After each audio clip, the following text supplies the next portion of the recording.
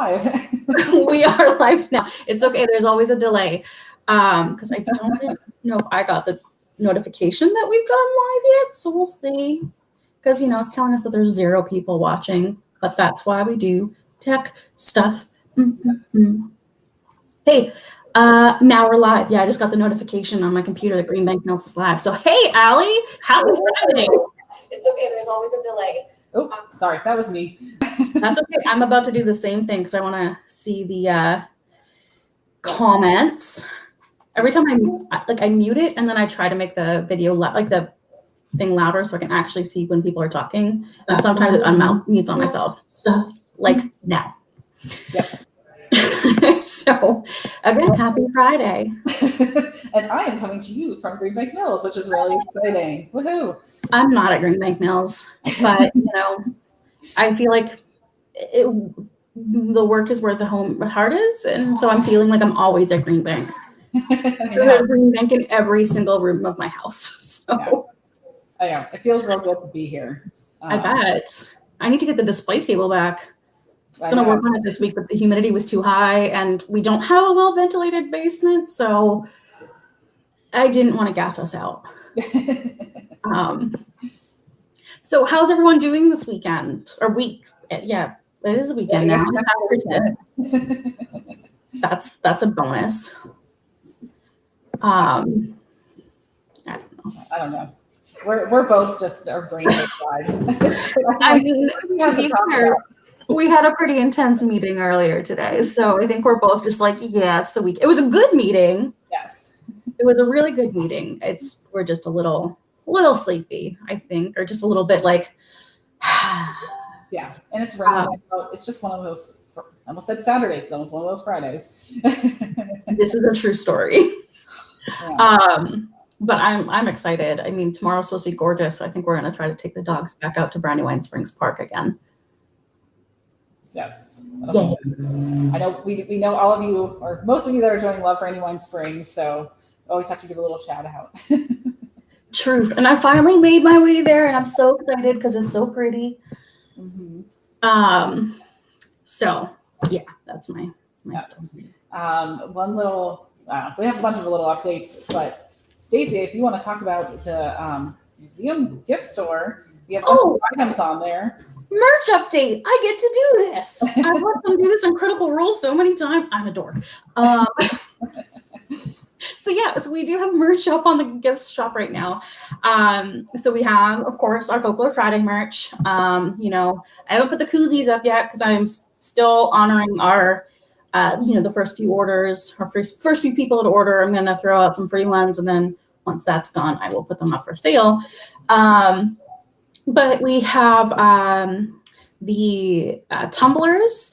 We have the sweaters, and for those that ordered them last week, I am working on them. I have the stuff here. So while our storyteller is working tonight, I'm going to be working on your sweaters, and we'll deliver them tomorrow.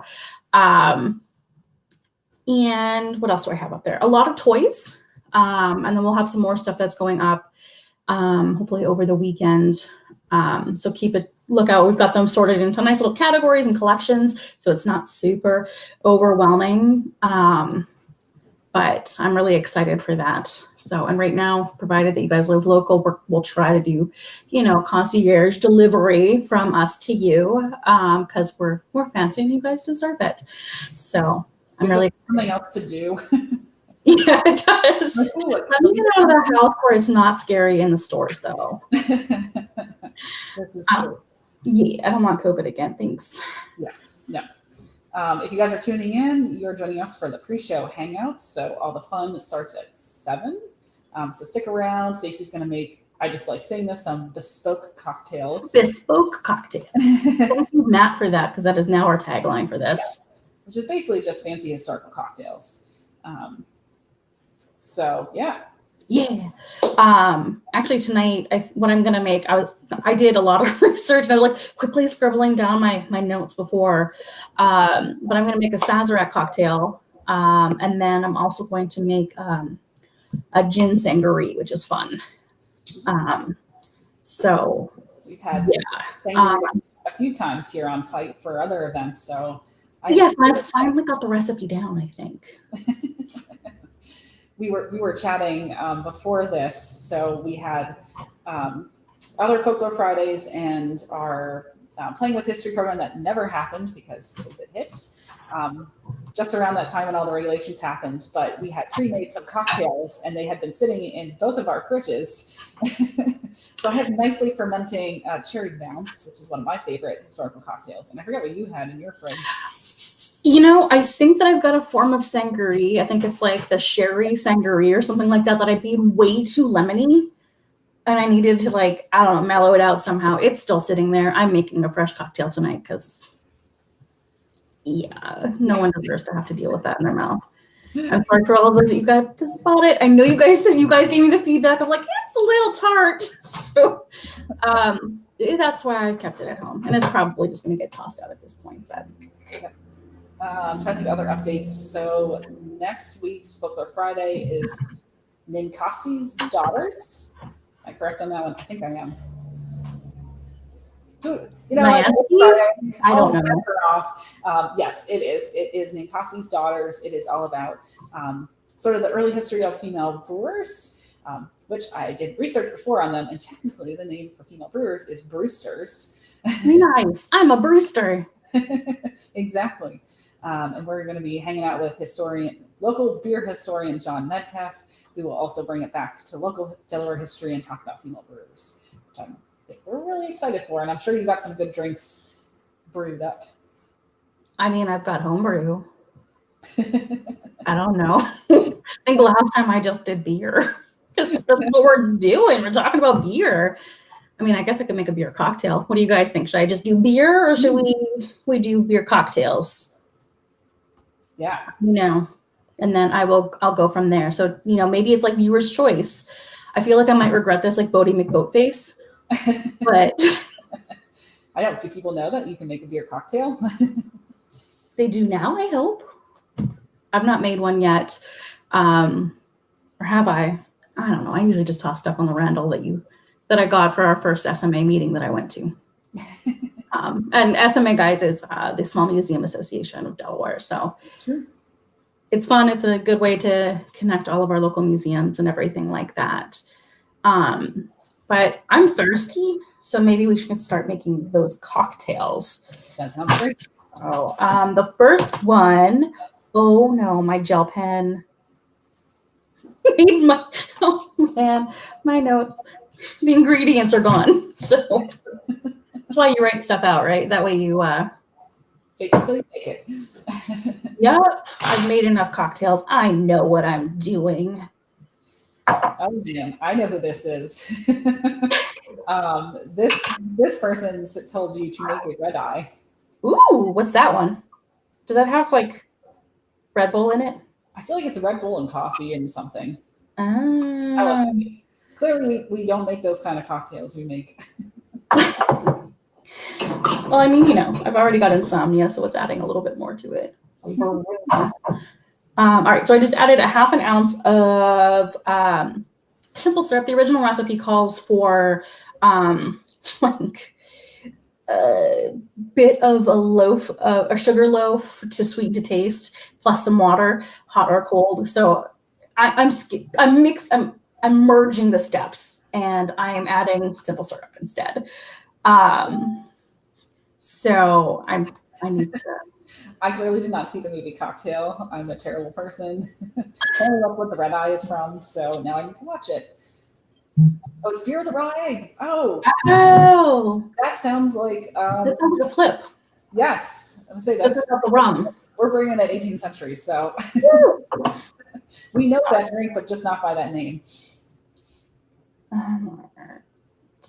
And going for gin. I told my wife, since I was making the drink for her today, that she got to pick the gin. So she chose the lovely Candy Manor.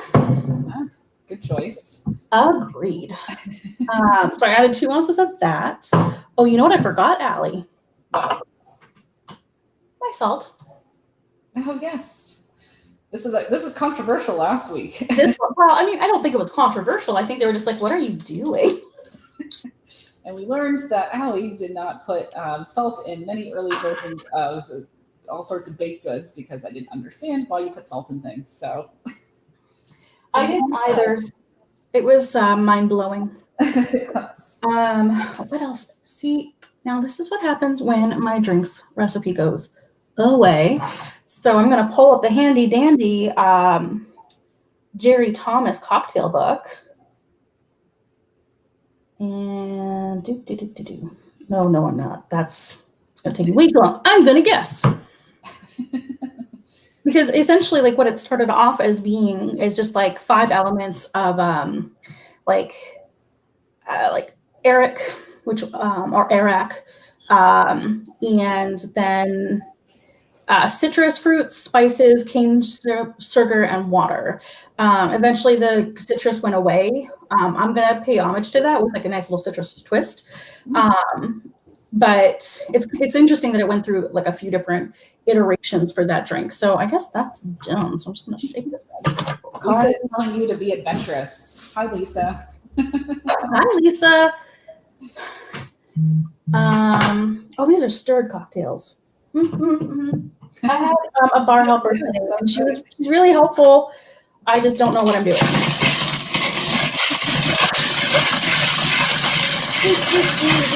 That is the sound of magic being made.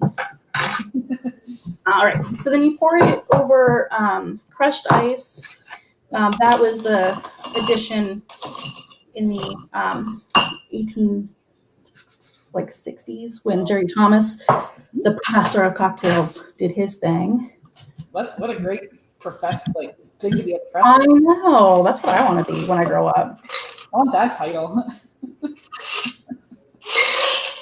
So there's that. Watch your ice machine seems to be working. I love that sound. That is a great sound. So then you pour it over top like this. So you get a nice little float. And I know it's more, oh no, it seeped into the middle. But that's better. And then, as all of our regular in-person Folklore Fridayers will know, nutmeg. Nutmeg. That is like the magic sauce of historic libations.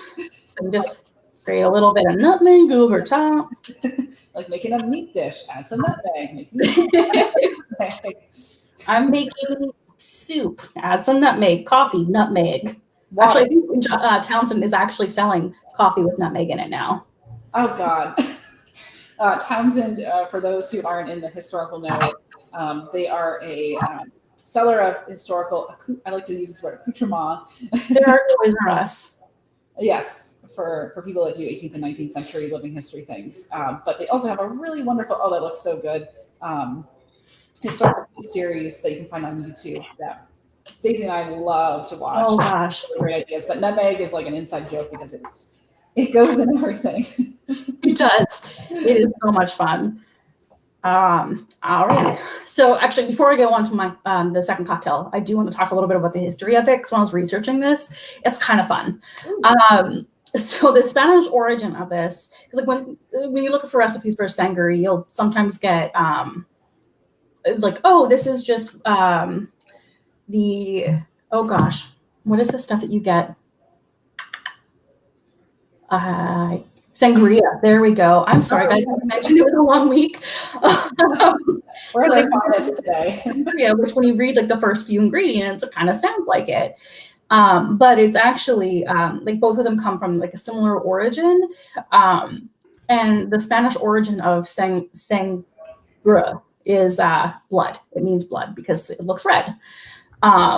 So in 1785, sangria was seen published in the Dictionary of the Vulgar Tongue to be rack punch, was formerly so called in Bagnios. And a bagnio is essentially a brothel. And the rack punch refers to the Arak that was first used. So you can still actually purchase Arak today. I haven't tried it, which seems like it's a bit of blasphemy for me. But in 1837, they changed it from that more scarlet letter style definition to being in like Miss Leslie's in her book. Forgot to write that name down, but she talked about mixing it in a pitcher with this, that, and the other, and it's essentially like a single serve punch, which is what it turned into. And then in his book, Jerry Thomas lists 6 different kinds of recipes with different bases. So like port wine, sherry, brandy, gin, ale, and porter. And I love that they differentiate between those 2. So I thought that was interesting. Personally, I hope you guys liked the history of the vulgar tongue dictionary. That is a great dictionary. I do know that. Yeah, right. So then my next cocktail is the Sazerac, and I get to play with a new bar tool today, so I'm stoked about that. So the Sazerac is based out of New Orleans. It actually in 2008 became the actual official cocktail of New Orleans. The more you know. So it was created in the French Quarter, and like a lot of cocktails, it has a bit of a controversial who made it. Everyone like, to be fair, both of them could have, and they didn't know. So the one that's most known is the apothecarist Antoine Amédée Peychaud. He's a Creole. He immigrated from the West Indies. So, immigrants, we get the stuff done. Hamilton reference. And he's also the mastermind behind this wonderful anise-based bitters. I think this was the first bitter that introduced me to that not all bitters are the same. I didn't realize they had a different flavor because I was a sweet summer child back then. So to make the Sazerac, originally it was done with cognac. It changed in about 1870 from the cognac to more of a rye base. So what you do is you spritz the glass, or you could do a rinse, but I have a spritzer, so I'm going to make use of that bad boy. And then we go into the same thing. It calls for sugar cube and cold water. Again, I'm just going to use simple syrup and cut a step because you guys don't want to see me mixing the sugar cube. So I just tried to host my own watch party because I shared this. I don't know if anyone else has done watch parties. Sometimes I feel like so out of touch with technology, and I don't really know what I did, so I just deleted it. And I was like, well, just share the link. But hey, that's something cool you can do if you really like us and want to give us an extra love, host a watch party, share it with your friends, invite them to come hang out with us every Friday. Stacy and I try to muddle our way through it, and also muddle drinks. Well done. Try just a little bit on it. And if you really like us, link wherever my fingers are. down there, other way. To donate. Oh man, today is just like, we're in it to win it. We're in the home stretch. This is the fun part of the day. It is. And oh my gosh, I am so excited for tonight. You're going to love tonight's program. I'm so stoked. All right. And then I am using rye whiskey. So, a nice, I don't know where, a Pennsylvania brand. Okay, there we go. I'm going with this one because it will have more of the old-timey taste to it. It's bottled in bond. It is super high proof. It is 100 proof, which means it's 50% ABV. But so it'll cure what ails me. And this time I did enough salt that I don't need to make a double, which is good because woof. So again, just stir. I usually have a bar spoon, so guys.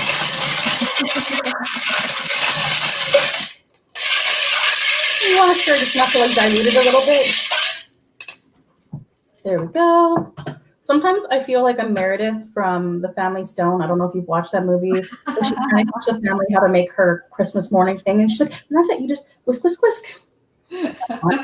That's a great reference. It's my favorite, one of my favorite Christmas holiday time shows. Always watch it.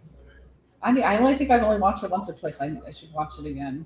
It's cute. I like that it actually has like a real feel. It's sad, but Yep. you know, some Christmases are. Yep. Then you just strain into whatever glass you want. And then that's it. We've got a cocktail. And then you garnish this bad boy with, I think it said a lemon peel instead of a twist. So all the tools. Cool.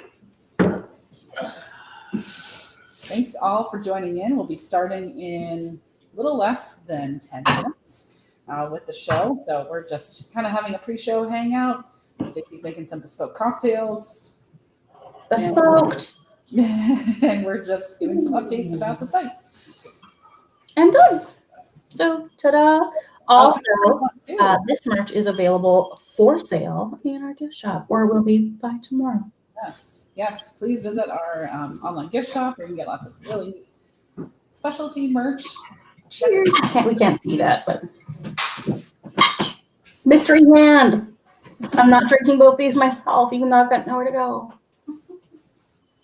Cheers from Cheers, Allie. nothing. See, there we go. I might need to make one for myself later.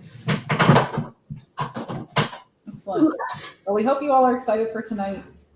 We are too. We're partnering with the Friends of the African Church Cemetery out in Delaware City. So let us know if you've ever visited there or know about them. Indeed. I'm stoked. I got to see a little preview, and I'm so excited. It's going to be good. Yay! What else do we have going on at the site, Allie? We've got the class that's starting next week, right? Yes. So we have the first of our hands-on workshop series, Timeless Trades. We're going to learn cross stitch. So make a gift for the holidays. Just learn how to do a new skill. We got other ones coming up on a whole variety of other things, not just the fiber arts. So stay tuned for more. You can still sign up. We can't guarantee we can ship it to you in time, but if you're local, we're happy to either arrange a pickup at our site or we can drop it off. Give us something to do. Yeah, I'm excited. And I love that the designs are they're specially made for this program. So they're definitely not available anywhere else. That said, not to plug our gift shop again, but I'm going to do it because I'm excited because I've put a lot of work into this. But it's we're going to be putting them up in the gift shop. I don't know if it's before or after the class. I think at this point probably after. But so if you know how to cross stitch already and you don't feel like you need the instruction, that's cool. But you want to make the designs because the holidays are coming up, or you want to socially distance teach one of your loved ones. You can certainly do that and purchase them. We'll try for local delivery as we can. But otherwise, we can certainly ship to you. What else we'll be starting playing with history this winter, so that's going to be fun. Yes, Playing with History is our program that we never got to really launch because COVID hit. But basically, we are going to be games and learning about the history of them, and it'll be a really great time. I think it'll be something nice for the winter when we're all cooped up inside. So yeah, we're really excited to bring this special programming to you. Stacey and I are big gamers, so we're going to nerd out with you. I'm going to make up for the lack of my favorite convention we're going to share the love here with you guys. That's fine. And then Green Bank Test Kitchen is coming up next month. So you guys, this is the first we're talking about it. So if you're tuning in, huzzah, you guys you're in the know now. You're like Green Bank insiders. So we're really excited. We're going to be going through I think next month we're going to be doing, I think it's going to be in my kitchen. But we'll be doing some holiday treats and recipes that they would have made, because everybody thinks that these recipes and what they ate back then was so bland and gross, and it really wasn't. Now, when I had we had a group of students on site to help us with stuff, and we taught them how to cook over an open flame. and we did a Civil War green bean stew, or it was a pea stew. They were not impressed, but to be fair, it was peas. Okay, so That's going to be exciting, so watch out for that. But I hear that our guest is ready, so I'm going. You guys are done listening to me. You've listened to me for half an hour already. Yes. So we'll do a quick countdown. We're going to do a nice little 30-second lap. See, will they still be able to hear me? I will mute you. Yeah, give me like 2 seconds. I'm going to explain for 2 seconds. So you guys are going to meet tonight. I just heard my Pennsylvania come out with you guys. So tonight we are going to meet master storyteller Willis Phelps. He is with the Friends of the African Union Church Cemetery out in Delaware City. And he is going to be portraying Private James Elbert of the 8th United States Colored Troops. So we're going to go back in time. So actually, not back in time. We're going to go forward in time, but bring him back from 1863 to 2020. So he's going to come on screen. And behind the screen, we're actually going to have Friends of the African Union Church Cemetery's program facilitator, Laura Lee. So she's going to be interviewing him, and he's going to give some stories. So you're going to hear a disembodied voice from behind the screen that will be interviewing Private James Elbert. Not a ghost. All right. So if you guys are ready to get started, we're going to do our 30 seconds. So get your drink, get yourself cozy, and in 30 seconds we will be back. Yep.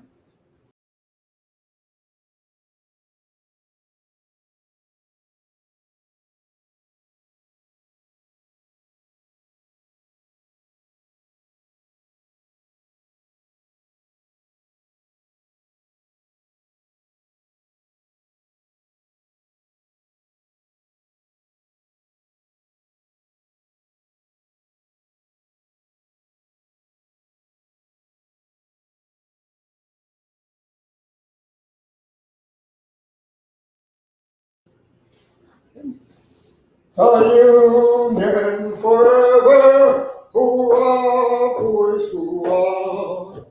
Down with the traitors, up with the stars, and we'll rally once again, boys, we'll rally once again, singing the battle cry of freedom.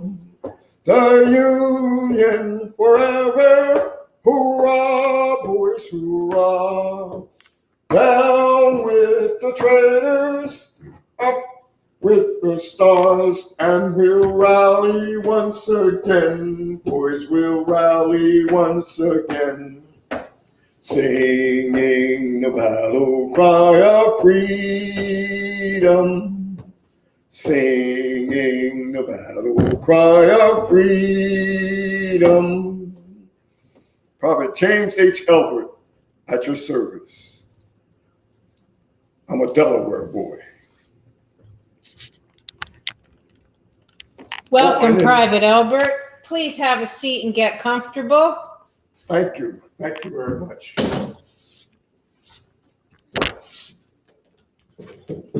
We are very lucky to have you travel forward in time to visit us in 2020. I understand you're from a little town not too far from here. Tell us about your life. Well, this be Delaware, right? Yes. And I'm from a place called Polktown that's right on the Branch Canal near Delaware City. That's where I was born free. And I'm a farmer, hardworking farm boy. Got that from my mom. She taught us, me, my sister, my little brother William, and my big sister Harriet. Mama taught us to be hardworking and respectful folks. And she raised us. And did your father have a part in that? My father, I didn't get to know him too well. I was 8 years old. My father passed away. Mama raised us. She raised us, and we learned to be respectful, hardworking folks, because Mama taught us that way. Missed not having a father, but Mama, like I say, she raised us to be hard workers. So you worked hard on the farm. We had our own little plot of land, and had my mule, Hoppin' John. We took care of plowing up the land and raising the crops while we raised corn and tobacco and some wheat too, but that was on our own little plot of land. We worked real hard. Mr. Thomas Beck had a bigger farm, and we worked for him too. Worked real hard on the farm. So how did you go from being a farmer to a soldier? Well, I tell you, like I said, we was working and plowing up the field, me and Hoppin' John. And I'm looking up at the big house, and I see Mama out on the porch. And I look, she has her hands on her hips. Well, when Mama stands like that with her hands on her hips, you best pay attention. And Lord Jesus, I look, and my brother William, he looks around the side, and Mama turned sideways and looked at him. Well, when she look at you like that, you better get back. He got back, and Mama threw her hands up, and I looked, and I dropped the reins right there. And Hoppin' John, he best not move, he knows. And look at he split out, runs up to the house. And I gets up there, and Mama's standing there. There's tears coming down her cheeks. Mama don't cry for nothing. And she be crying, and I say, Mama, what's wrong, Mama? She looks at me, she said, James, that Draper boy, Alex Draper, he done gone off and joined the fighting. And I looks at her. She huffs up and says, yeah, and he not the only one. Why, that Crawford boy, he done gone and joined up too. Mama looks at me because she know what I'm going to do. She looks at me and said, James, gone. And she pointed down the pipe. I looked at Mama, and lickety split off I went. Well, it goes off, I'm going to join up. I'm down in Middletown, and I see the boys line up in the line, and they're going into the office, and I goes behind them. They standing there. Next thing I know, I'm up there, and the fellow looks at me, rears back in his chair, said, boy. And I looked at him. I'd be 21 years old. I said, boy, what can I do for you? I said, I'll come to join up, sir. He ran back and laughed. I said, boy, this be a white man's war. And he pointed to the door and said, get to stepping. And I looked at him. He said, get to stepping. And I goes out, I'm standing there right on the pike, and I sees these fellas, they're quick stepping, walking fast, you know, like they's in a hurry to go somewhere. And I said, fellas, where y'all going off to? They looked at me and said, we're going to join up. There's fighting going on. I looked at them and laughed. I said, ha, they say this be a white man's war. You can't be joining up. Fella looked at me and said, yep, we can too, and we gonna get paid for it. I said, huh? He said, there's paying $300 for us to substitute for them white boys. I said, huh? They said, if a mama don't want her son to go off to war, and a sweetheart don't want her darling to go fighting, they's paying us $300 bonus to be a substitute. Well, don't you know, I quick stepped them all the way up to Wilmington. They's going into the office, and I'm standing there. Them boys is signing up quick. Signing up quick. I gets up to the desk, and I looks. Fella gives me the paper. I look at it. He looks up at me. He said, son, I felt right good. He said, son, can you read? I said, no, sir. He said, don't serve me, I'm a sergeant. I works for a living.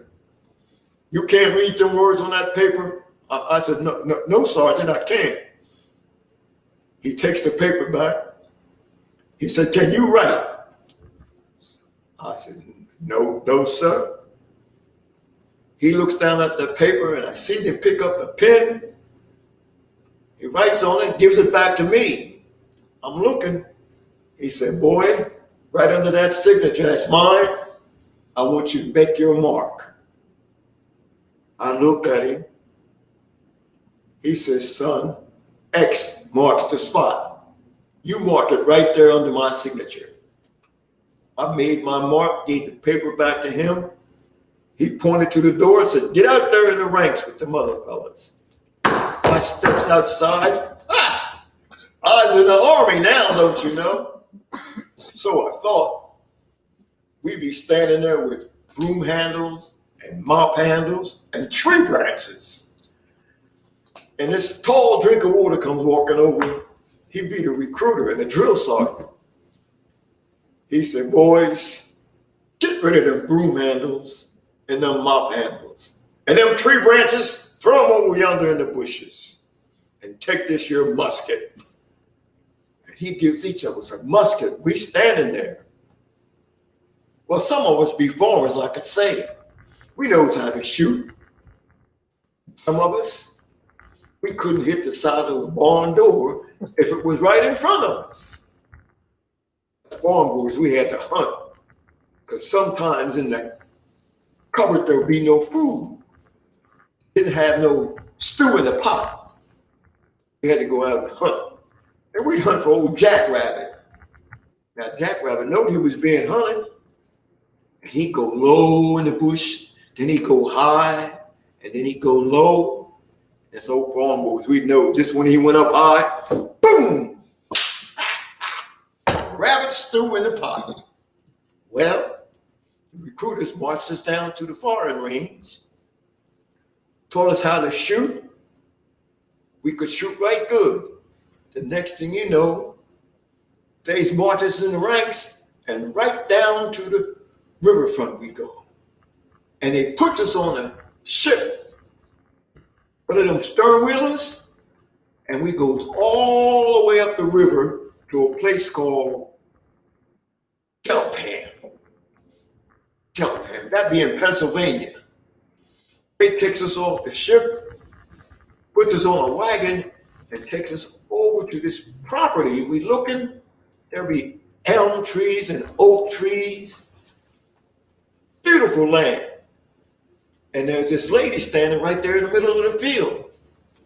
The officer goes over to her, and they be talking for a little bit. She gives the officer a paper. He looks at it, signs off on it, gives it back to her. She looks at it, signs all over it, gives it back to the officer. And don't you know, we's giving a big piece of property. This lady, her name, Miss Lucretia Mott. She gave that property to the Army and told them they could do whatever they wanted. And they built us a barracks to train us to be soldiers. They call that place Camp William Penn. And we had barracks, 2-story wooden barracks in a parade field. And don't you know, we'd march and train from 5 o'clock in the morning to 9 o'clock at night. Marching and training, shooting and learning. And the next thing I know, boom! And they puts us on the steamer. We goes down the river. We's going all the way down the river. We ends up in a place down in Virginia. And we be right there.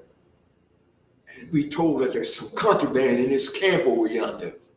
That'd be a nice name for slaves. But there'll be some white folks in there too. They calls them indentured folks. But they be slaves, just like them black folks.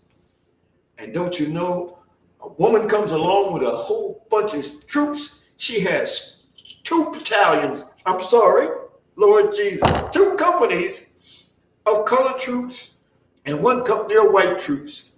And they goes in there a raising can and they free them indentured folks and them colored folks. They called her General Tubman. She took them ranks and went on down the pike. They took us and put us on another steamer and sent us way down the river. A place called Lusty. That be in Florida. And we's in the thick of the fighting. Back and forth. Back and forth. But them Rebs, they's holding on strong. They keeps us right there on the land. And we fighting back and forth. And boom, don't you know, we push them back. And they push us back. Well, Lord Jesus, it be February. And the fighting is heavy, thick. But we licked them Reb soldiers. And Lord, I have to tell you, I lost some comrades. Now, almost 300 of my comrades was killed right there in the Lusty in the fighting. I had 80 fellas from my company. Them boys not going home. They dead and buried right there in the Lusty. But Lord Jesus, He puts us back on the steamer. We comes up the river and we be back in Virginia, right there around Petersburg. There's still fighting going on. We lost some fellas in a place called the Crater. And some more of them boys is lost down there at Milliken's Bend and up on Newmarket Heights. But it's February 1865. The war is over. And don't you know what? We done licked them Rebs. And we'd be going home pretty soon, I reckon. Back to the farm and back to our sweethearts. Or so you thought. Or so you thought. I thought that we'd be going right soon. Well, there was still guard duty around there in Petersburg and Richmond. And don't you know what? Boom! I got wounded. And Lord Jesus, that slug went right into my shoulder, right there, and it went round and around and knocked over yonder in that shoulder. And I thought I was going to be dead and buried right there. I laid on the battlefield and the light come on. And I looked up and this angel come walking over to me. I thought she was an angel because she had on all white. But she reached down and grabbed me by the cuff, said, "Get up, soldier." I gets up. Sure enough, she be an angel from the dispensary, from the doctor's office. And she walks me right on over to the doctor. She takes us boys in there that be wounded, turns us over to the doctor, and they be fixing us boys that was wounded. But some of them fellas, Lord Jesus, got wounded in the leg. Some got wounded in the shoulder, on the hand. An old doctor, he had tools to fix them boys up with. He had these long probes, he had these hatchets and a saw. And he was fixing them old boys up. Some of them boys would lose a hand because old Doc was sawed off. Got wounded in the shoulder, old Doc was sawed off. Lord Jesus, they gave him a name. They called him Old Doc Sawbones. Well, some of them fellas, you seen them on the crutches because they lost a leg. I gets over to the doctor and I got wounded in the shoulder. Doc looks at me, gets right close. He takes both hands and patted me on my head. He said, "Private, you's got a hard head." And I looks at him. He takes this long probe and sticks it down in there and pops that slug right out of my shoulder. Looks at me, pats it up. Says, "Boy, you're going to be all right. You can go on back to the ranks." And sure enough, I was right well, ready to go home. The fighting was still going on in some places, but fighting for me was just about over. And I'm thinking about home in Polktown and my mama, thinking about being back with them. So they tell you to go home and get better? Well, the doctor had us there in the dispensary for a little bit, and then he comes back into the room with that lady that I seen in all that white. She was pretty too. They looks at us and says, boys, you're getting well, and you gotta go home and get well. Now take this piece of paper and you go on home and get well. Well, Lord Jesus, remember, I can't read, and the doctor didn't read, and she didn't read it to me either. They said, go home and get well. Gave me the paper. Well, the paper said, go home to the unit and get well. Ha! I'm back home, walking down the pike. I'm going down to get some fish for Mama to cook. She liked to fry fish. And I'm going down there to pick up some of that fish. I still got on my kepi and my sack coat. And I hear boogity, boogity, boogity. And I look over my shoulder, and there'd be a fella. He'd be on this big old white horse. He'd be a long, tall fella. He said, boy, Private Elbert. And I looks at him. I got my kepi on, my sack coat, and he'd be looking for a colored fella in uniform.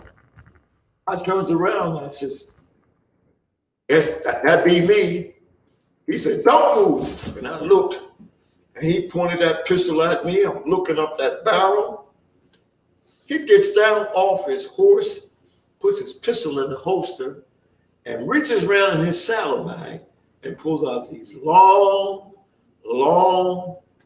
shackles and comes over to me and puts them on me. Lock me up, shackle and chain.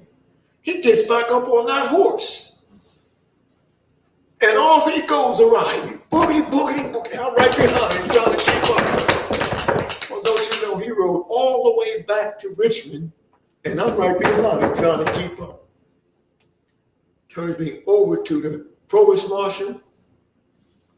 Provost marshal throws me in the hoosegow. That'd be the jail. And I'll be there in the hoosegow, get ready to lay down on the pallet. Fellas said, don't you lay down there. They hangs these deserters. Look at that window. And I look out, and they say, see them gallows over there? That's where they hang these deserters. I looked at him. I goes over to the other corner, and I get ready to lay down on that pallet. He said, boy, you better find someplace else to lay down. Because right there is where they shoot these deserters. I looks at him.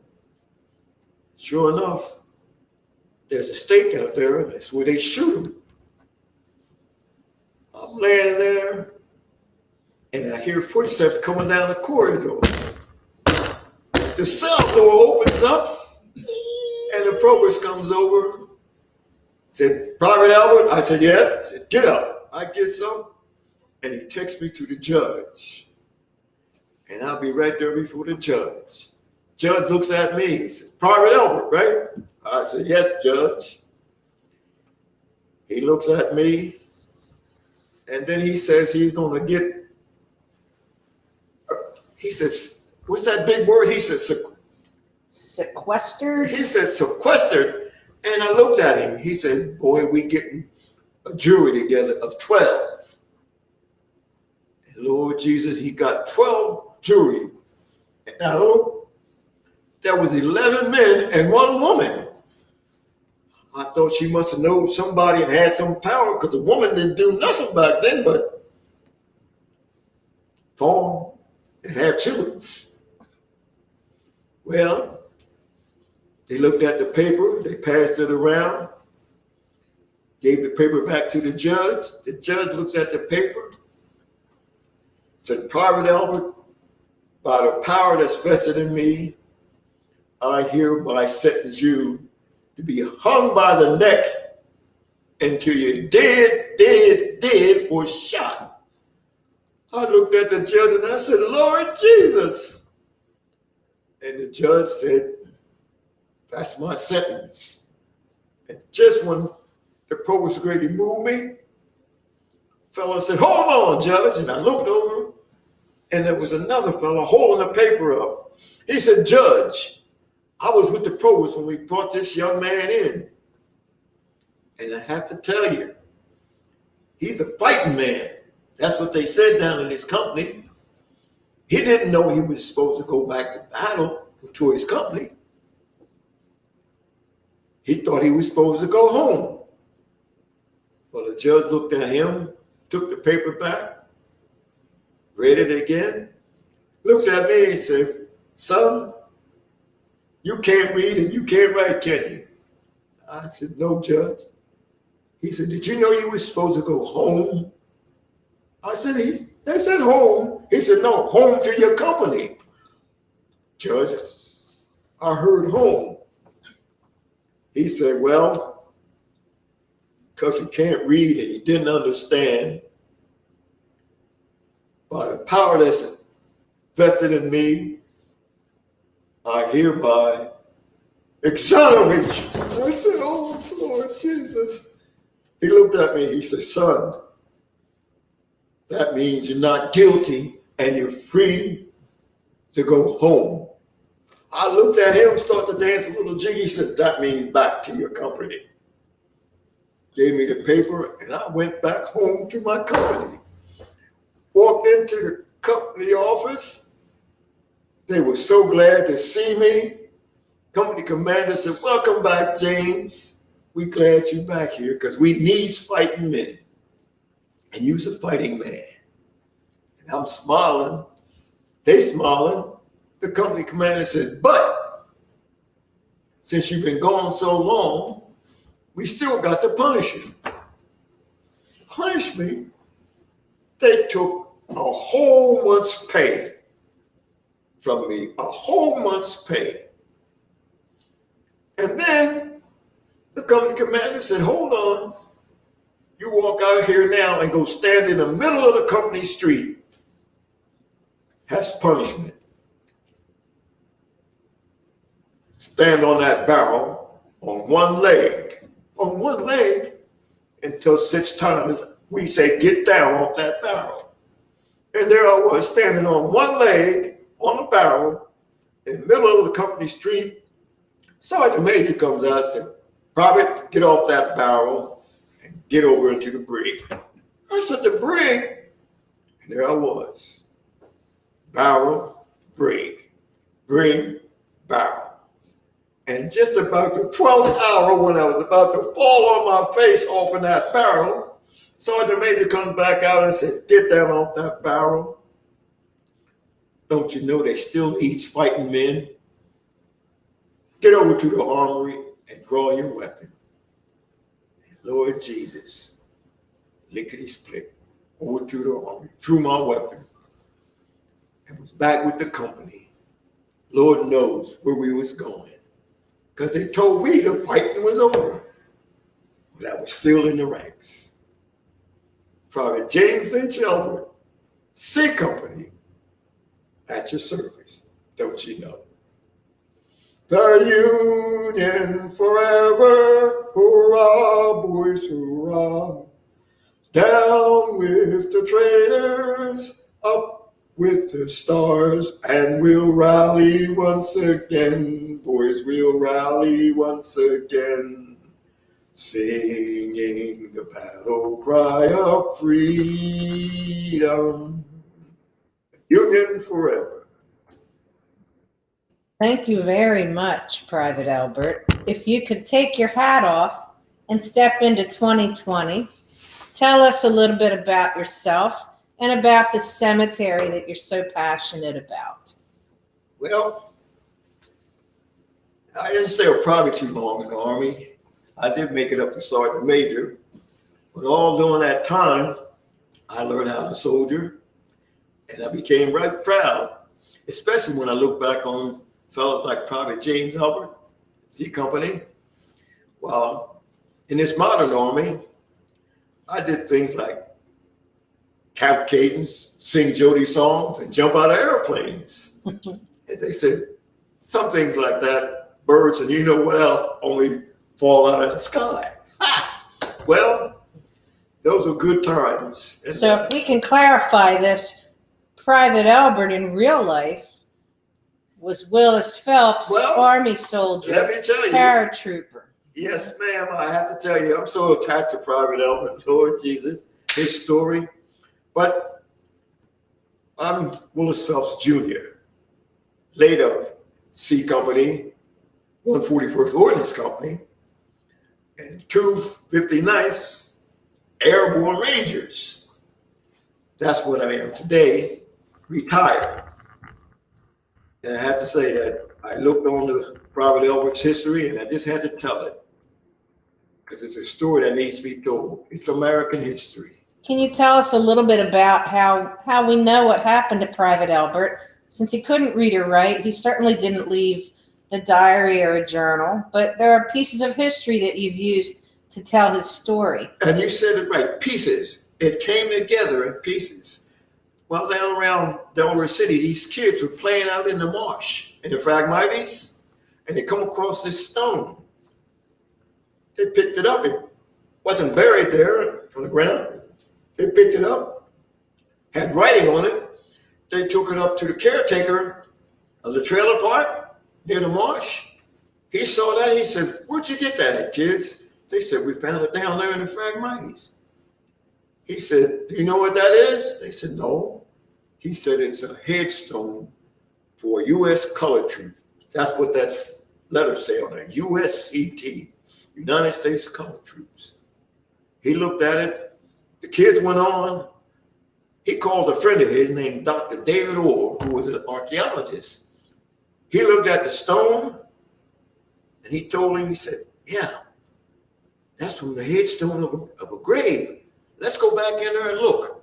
They went back into the marsh right there on the Branch Canal. Sure enough, they found 3 more stones that had the markings and the name of the soldiers. Well, by the time they checked it all out and marked it all out, they found 2 more soldiers. They ended up with 5 colored soldiers in that cemetery, which is now called the Polktown Cemetery. There were some civilians, and what they did is they marked that cemetery off, got volunteers, and they restored everything and dressed right that cemetery. Well, you go down there now to the Polktown Cemetery that was put together by a group called Friends of the African Union Church Cemetery. That cemetery is, like I say, dress right dress, has the marker on it, gives you the history. And if you're those folks who ride up and down the canal on your bike, where you go for walks, you can find a canal. See our cemetery right there because it's a flag flying, Old Glory. And right there, you'll see the cemetery with the story and history of those folks that are buried there. And it's called the Polktown Cemetery. It is dress right dress. I actually have a question from the audience. First, thank you so much for your service. This individual was really inspired by your story and wants to know if Private Elbert actually made it home. Did Private Elbert have to make it home? Oh my goodness gracious. How could I even forget that? Private Elbert did make it home. And he died at a young age. So I say, folks, he was 42 years old when he died. He died from what they call consumption, known as TB. And Private James H. Elbert is dead and buried right there in the Polktown Cemetery. Yeah, we had no record of a soldier pension, so we knew when we found his death certificate he didn't make it that long, and we do not think he was married. Yeah, that's the thing Dr. Orr looked for. He did quite a research, and he got some records, but we still don't have the rest of the story. So you don't give yourself enough credit because you were here in the beginning when this cemetery was nothing but an overgrown marsh. And you've been involved since the beginning with the Friends of the African Union Church Cemetery to transform it into the beautiful place it is now. So how does that make you feel now? Some 30 years later, you've been able to preserve where he's buried and tell his story.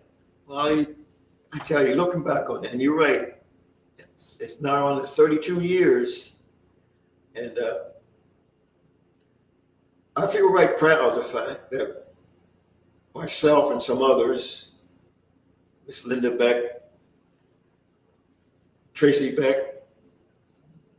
Wes, Miss Laura Lee, some other folks, we worked right hard to restore that cemetery. And it's a place that it's a showcase. It's a beautiful place, and we thank you for all of your efforts and for making him come alive. And we got lots of thank yous here on Facebook. People thanking you for your service. And another person says, thank you kindly from someone who spent younger years in Delaware City. I appreciate it. Thank you all for being interested in letting me come and tell the story. I have a question for you. Can you talk a little bit more about what you're actually wearing? Say again? Can you tell us a little bit more about what you're actually wearing? Your uniform, What you're wearing. The uniform? your kepi, all the different parts. This is, you know what? Folks say, you must be hot in that uniform. Well, they didn't have a year-round uniform. You didn't change this in the summer or the winter. This was year-round, I should say. And it's actually the type of uniform that they wore. Made, the buttons, the shoes, the underwear, all the period pieces. And of course, the kepi. Sometimes you see folks maybe with a straw hat, but the kepi was part of the uniform. This is a replica of the original uniform. Wow. Shoes and everything? Makes me feel good. Makes me feel good. Shoes too? The brogans? Yes. Yep. The same type they wore. Some were mostly like this, low quarters, but there were others where they had what they call leggings, you would see. And some had boots, especially if they were officers. They had to be fancy, you know. And but this is the type of uniform they wore, and the officers would have, you see the stripe here on the sleeves. Well, they had stripes down the pant leg that you know either they were senior NCOs, sergeants, or they were officers. But this is, like I said, Company C, 8th U.S. Colored Troops, the replica of the type uniform that they wore. How many colored troops were there in Delaware? How many Colored troops. From the state of Delaware, Delaware was a slave state. They had accounted for 954. But more research, there were more than 1,000 plus from Delaware. The thing, a lot of Delawareans left Delaware and went to Ohio, went to Philadelphia, New Jersey, other states to join up.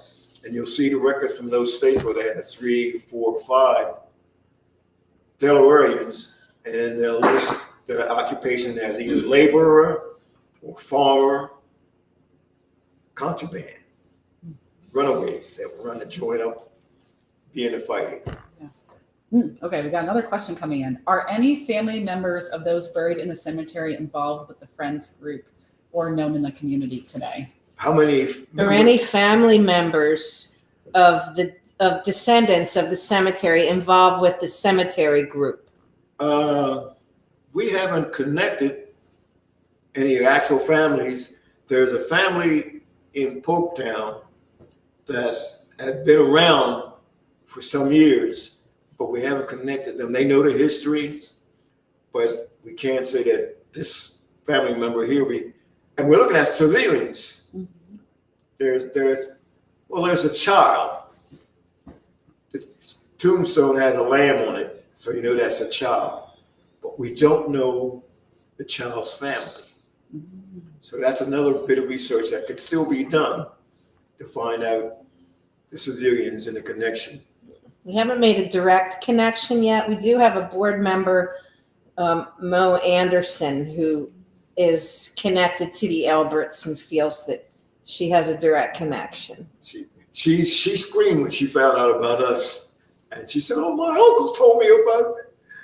And she has an uncle down in Maryland that has some more history on Robert Elbert, on the Elberts. Oh my gosh, that is so neat. Yeah. Can you tell us about a recent project that is going on at the cemetery, or I guess what A y'all are recent working on? project? Well, we're doing a lot of ongoing maintenance. Tell us about walking to visit the cemetery and checking it out. Well, what we do is the group has volunteers. We ask the volunteers to go down every so often and walk the cemetery to check the low spots and the high spots, the maintenance on it. And it's funny you should ask me, what is today's date? Today is what is today? 16th. Today's a Saturday, is it? Or Friday? It's Friday. Friday, okay. I wish it was Saturday. Well, this Sunday, we have a large group going out on this Sunday, to do cleanup. They're going to work on the forage around the cemetery, trim the trees and the grass. We have one fellow, board member by the name of Bob Seidel. He's going to double check the flagpole and the locks on the flagpole. We're going to do quite a bit of cleanup and maintenance on Sunday. So if people want to help out, what's the best way for them to do that? Well, if you're familiar with the area, you go to Delaware City, take Route 9, Route 7, come down to Delaware City. There's a place there on 9, Cassie's Crab House, Wisso's Crab Shack. The cemetery is located on the Branch Canal behind those two places. That's how you'll find it. If you come down 9, just as you get to Cassie's, you make a right turn. Her parking light will be on the left. On the right. You park, there's a trailer park on the right.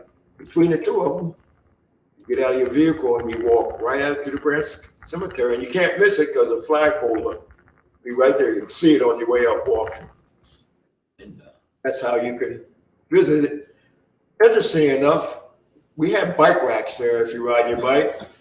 And don't you know, folks come all the way up from Chesapeake City to visit the cemetery.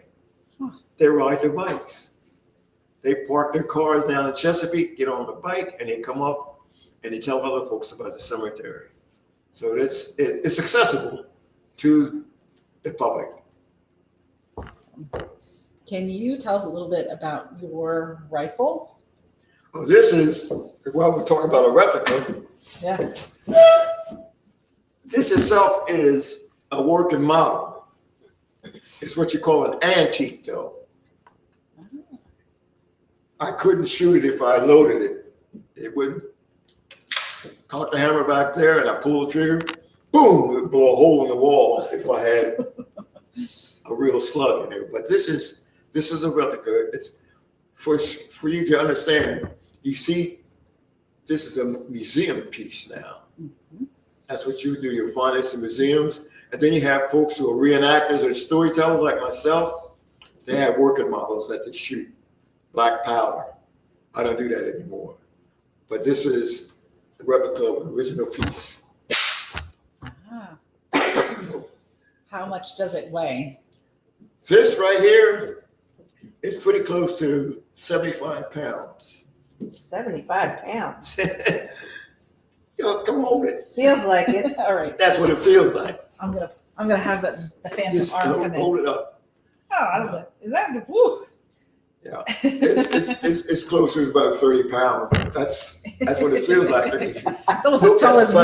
You're gonna carry it like this, or on your shoulder, and it's a heavy piece. I couldn't do anything with this now, but hit you with the butt stroke. We'll put the bayonet on it. Bayonet goes right there. It's good. This is what the ramrod comes out, and you can load it, but you couldn't load this now if your life depended on it. You couldn't load it. But it is an antique, a museum piece, and it's worth a little money. How did you get it? How did you acquire it? How would I fire it? How did you get it?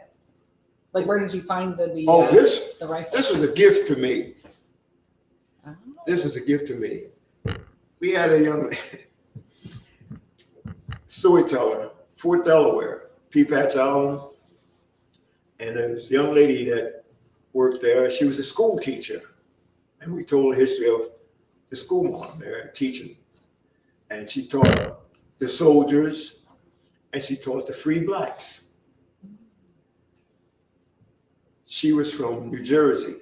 Her husband did storytelling, and he had this musket plus the Revolutionary War period. One day she came to work, said she had something for me. She gave me 2 muskets and a Revolutionary War outfit. And I couldn't give her a penny for it. She refused. She said, And the rest is history. So that's how I came to have these weapons like this. A lot of reenactors would be very jealous to receive two muskets as gifts. Can you tell us a little bit about your Revolutionary War sort of background, or that you do? Myself? Yeah. Well, I was fortunate when I went in. This military was still segregated. I went in 1956. My unit was an all African American unit, except for some of the NCOs and some of the officers. We were an ordnance company. Went from being an ordnance company to being what we call track vehicles, like tanks. And then from being in the track vehicles to being in supply and service. Unit called a 736 SNS, supply and service, right here in Delaware, located right near Fort DuPont. Company's still there. But from 1956 to 1999, I retired in 99. Retired as a Sergeant Major, Delaware Army National Guard. Proud to have served. We're very thankful to you. Yes, absolutely. I'm fortunate to have been associated with a lot of folks, and some young men are still active. Some that I recruited stayed and became warrant officers. One young man worked as an interpreter with me at Fort Delaware, him and a friend, a young lady. And they found out that I had been an airborne soldier, and they said, "Oh, we want to be airborne too." And I had a field jacket on. They loved the field jacket. And I gave the field jacket to the young lady. She didn't become a military person. She became a police officer. She went to work for the county police. And the young man, he went into the military. He became a journalist, photojournalist for the Army. He wrote for the Army Times, the Army Echo. His name is Brendan Mackey. He still works for the government now, so to speak. He works for Governor Chris Coons. He's one of his right-hand men. But he served and became an officer in the military, and he still serves.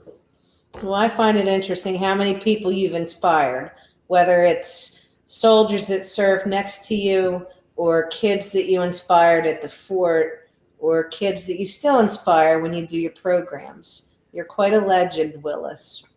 The greatest feeling was to hear school kids tell you, "Well, I want to do that.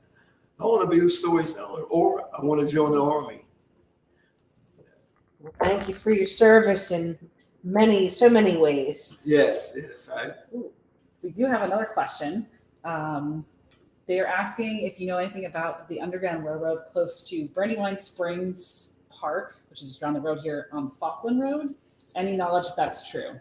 That they're asking, I don't know if that is in your wheelhouse. No. What was that? I didn't get the whole thing. Asking if we know anything about the history of the Underground Railroad in the Brandywine Springs area.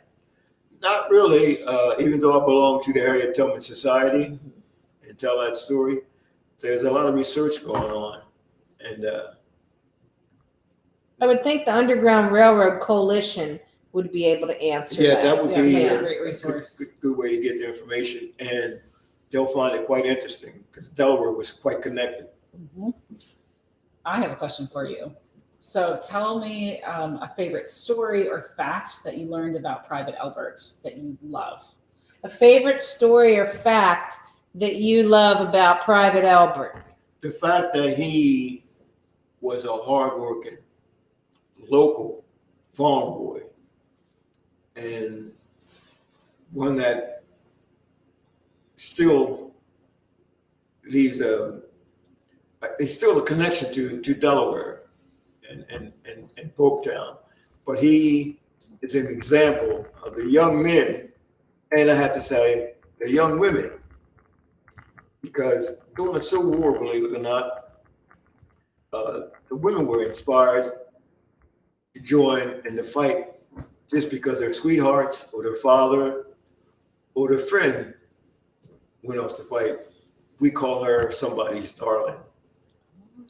But his story is one that is American history, and it's our history, yours, mine, the audience. It's our story, and it's one that's still being told and still waiting to be written and researched. Waiting on a few more questions. I'm trying to think of a question I have for you. Anything else you want to talk about the cemetery? Well, we encourage people to get involved. So one way you can get involved is to become a member. We do have a wonderful newsletter called Epitaph, which has some great stories related to our topic and our cemetery. We're always looking for volunteers to help out with maintenance of the cemetery and just helping to keep an eye on it. We're always open to members, volunteers, friends. We're always looking for some volunteers and members. It's just something that, again, it's our history, and we need to keep it going and alive. I think we can all agree. Yep. Thank you for the opportunity to have us here. Yeah, we're very, we got so many rave reviews. People Great. just loved your program so much and having you on. I appreciate the opportunity, and I thank you so very much for the questions and the interest in what we are doing still. Thank you. Thank you for having us. Yes. Thank you so much, Phyllis. It's been very amazing and inspiring. Usually I kind of walk away and listen in the background. Sorry, previous presenters. But I've listened to your stories, but yours, I couldn't leave the computer screen at all. Yes. Yeah. Basically, she was saying she loved the program. So You're thank you amazing. so much for joining in. If you have any other questions, feel free to submit them. We have a whole bunch of links in the chat or the comment section, how you can get involved to learn more about the Friends of the African Union Church Cemetery. You heard my voice in the background, but also Laura Lee, who is the program facilitator for the Friends of the African Union Church Cemetery. And of course, this wonderful program we just loved so much. Very much. And there were comments asking if we could invite him back, well, telling us to invite him back. So I let them know that was something that you and I were already discussing on the back end of things. Mr. Phelps, Antoinette says you are the best. Absolutely. He really is. That's the most engaging story, like first person that we've ever had, I think. All right. Well, I'm gonna go back onto you, Private James Elbert, and if you want to give a final farewell, I'm sorry. if you want to say a final goodbye, and then we're gonna end the Well, program. I'd like to just say,